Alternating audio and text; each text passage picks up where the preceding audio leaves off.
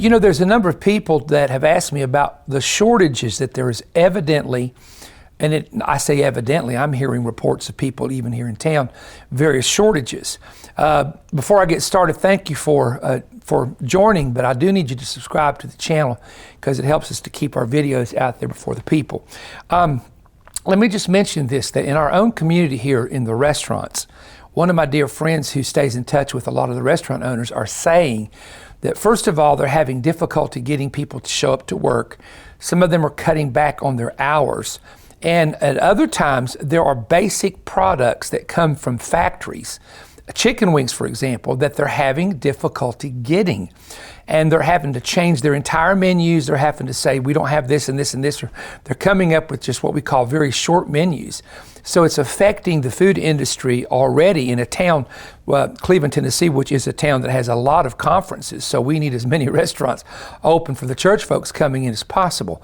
We're seeing that take place. But I was just reading this, and I want to share this with you, that the belief is that during the pandemic, factories shut down, and when the factories shut down, it put them behind 3-6 months, and in some instances, because some of the metal had to be cut and some of the things had to be brought in from China, it's put things back a year. Now, Charlie is behind our camera. He's our television producer. We purchased equipment, was it a year ago or a year ago? We still don't have. Now imagine this. Is it coming from California, Charlie? A lot of it, different places. But California is waiting for the chip makers from China, which have not sent the material in, to make the material that we need, or the boards that we need for our television. And we have equipment that's 15 years old that we're having to rig together to keep from breaking down, to keep the program coming to you. And so we're dealing with this right now. So we know that there is delays, extreme delays in so many things. Factories being shutting down in China and also in the world and the United States have caused a lot of this. I was reading where pool liners, chlorine tablets, are a shortage. They can't build some of the pools that they planned on building, pool builders. Chips for trucks, they can't get them in. Used cars are very pricey. They're thousands of dollars more than they normally should be because there's a shortage of those. New cars are not getting in because of chips that are needed, for example, in trucks and things of this nature. There's a shortage of drywall. There's a shortage of building supplies. People are not selling their gold and silver. I have some friends that are in the coin industry, and they've said, we can't get anything. People are holding on to everything they have. You have to have certain metals for catalytic converters. They can't get that in. There's a shortage of that. Therefore, they can't give the catalytic converters on the new vehicles. I mean, it is an absolute mess. There's a shortage of chicken wings. There's a shortage of pepperoni, and the list goes on. And some of our friends were at the house the other day, and we were asking about, in the places that you grocery shop, are you finding shortages? And they said, oh, absolutely. You may go in, and there'll be things that they do not have. And I don't want to go into what I have been told here about the food supply chain and delays in the food supply things, etc. Someone said there's about 10 million jobs available. People aren't taking them. Nobody's going to, I wouldn't say no one, but a lot of people are not going back to work. There are port closures, which brings delays. Ports are backlogged. Shipping container shortages, where there's things waiting at a port for a container. Containers are going up just to rent them on ships, like 20 to 30% more than normal. There's a truck driver shortage, according to Costco, delivering products to Costco. In the West, there's a drought where 7 states 49% of America, let's say it that way, has been in some form of either very mild or very extreme drought of some type. In California, one almond farmer that supplied for some of the almond companies pulled up all of his almond trees because of the drought. Said 90% of states that are in the western part of the United States are in a severe drought. 90% of the land where farming is done. I want you to think about that. And what that creates is a very true reality of food supply shortages in the United States. And if people go into a panic, which they did here during COVID in Cleveland, Tennessee, the shelves were empty. They bring a truck in, the shelves would be empty within an hour. They bring 2 trucks in, the shelves would be empty. And so this is turning into a serious situation because the shortages are making the prices go up much higher. I went to the store the other day. I told my wife I went to CVC Pharmacy. Is that the name of it? CVS Pharmacy. And purchased some basic things, toothbrush, shaving cream, and I could not believe what it cost. I was like stunned. It was like 30% more than it had been in the past. And so I've also been told that the arsenals in the United States have emptied their bunkers. A lot of times, I don't want to get into this, but they will leave weapons in a battlefield because they're inventing new weapons.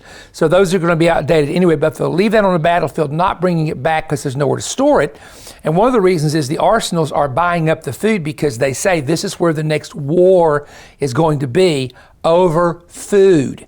And we may deal with that on a later teaching on our YouTube channel. So I don't know what to tell people because people often call us or email us and say, Perry, what do you feel would be wise? Well, the wise thing to do would be to have extra food supplies. And I'm not talking about hoarding and buying a warehouse and, hoarding food so other people don't have it. But I'm talking about your basic supplies of sitting down with your family, finding what they need, and getting what we call some long-term food that would store, so that if we get into the winter months and there is severe weather and the power lines are down and there's shortages of truck deliveries, you don't get caught in a panic. And so I would just suggest to people to have a cupboard somewhere in the home where they could purchase some food, and purchase it while the prices are where they are now, maybe instead of going up. And my wife and I have a little cupboard where we do that with. My mother, who passed away, had a cupboard where she did that with. My brothers and sisters do the same thing. Most people we know have an additional supply, but I think it would be a wise thing to do, especially with winter coming, with the situations the way they are, because the Bible, this verse always comes back to me when I think about times like this, that a prudent man foresees evil coming and prepares, and the ant, knowing winter is coming, stores up, and it says, go to the ant and study its ways. Well, the ant sees what's coming and makes preparations accordingly. And I want to suggest to you, do not make preparations out of fear. Make preparations with basic necessities just because it is a wise thing to do. Never operate in fear, because the Bible says God doesn't give us the spirit of fear, but power, love, and a sound mind. But I do suggest if there's things that there could be a shortage of, and you can go to the internet and look at these supply chain details, and it will tell you where shortages could come, to go ahead and have that prepared and set aside, and continue to go to the store and purchase, but have that set aside in case there is some kind of a month or 2 or 3 month supply chain shortage that could take place.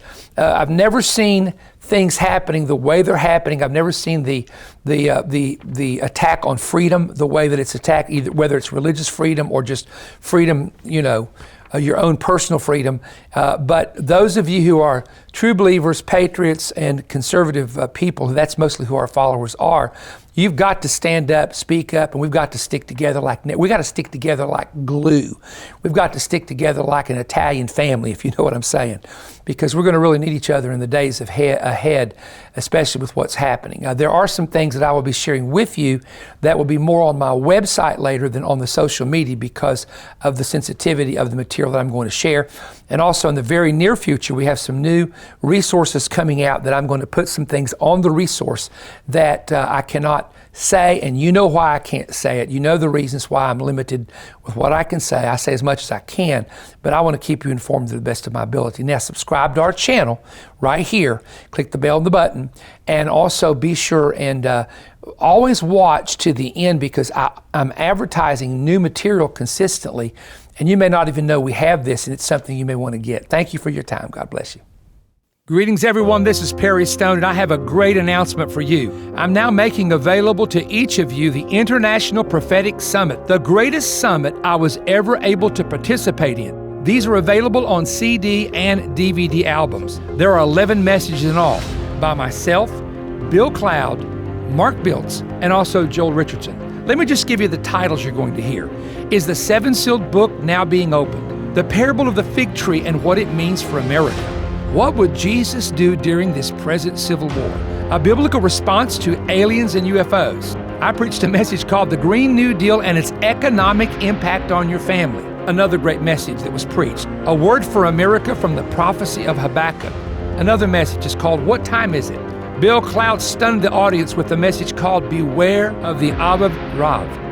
I preached a message called Answering Tough Apocalyptic Questions That No One is Answering. Mark Biltz came back and preached a message called Jeremiah is a Prophet for Our Day. I closed the conference out with this message, Should You Prepare for a Pele Transition? Now I want to say something to you. It is a right now word. They are prophetic. They answer questions. And these are the unedited versions of the message. Now listen to me.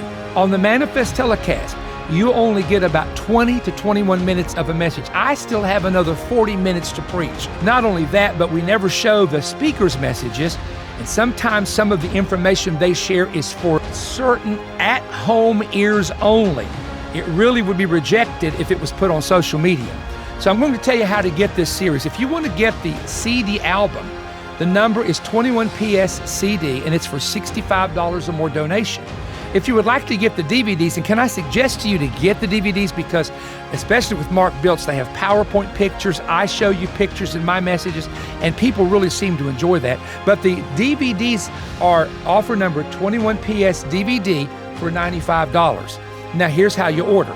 You can call toll-free 1-888-21-BREAD, order that way, or you can contact perrystone.org on the internet, log on and order online, or just send us a check to Perry Stone, P.O. Box 3595, Cleveland, Tennessee 37320.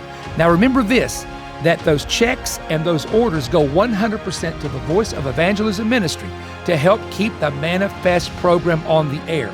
Now we're living in the greatest prophetic times that there's ever been. There is a clash between two kingdoms taking place. You are only arming yourself properly if you are armed with revelation knowledge and the truth of God's Word.